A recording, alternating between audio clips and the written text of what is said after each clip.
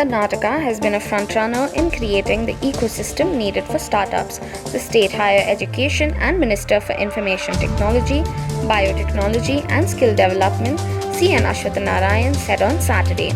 His remarks came as Karnataka's bio-incubators, Bangalore Bio-Innovation Centre and C-Camp attained the first and second rank respectively in the prestigious Biospectrum Annual Survey for Bio-Incubators under the Public Sector category.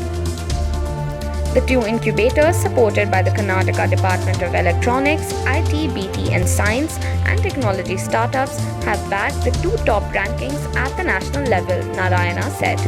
These two initiatives of the Department of IT/BT are supported through the department's nodal agency, Karnataka Innovative Technological Society. In addition to this, the Manipal Bio Incubator, which is also incubated through KITS, has secured the fifth ranking in the private sector category, said Narayana.